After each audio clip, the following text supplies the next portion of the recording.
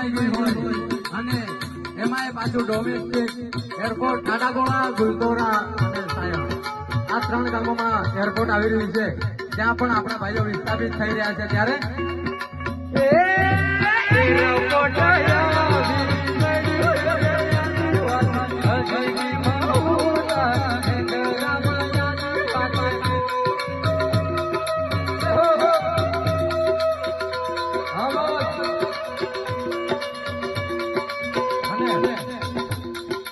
આપણે corridor road અત્યારે ચાલુ થવાની કન્ડિશન ઉપર છે. ત્યારે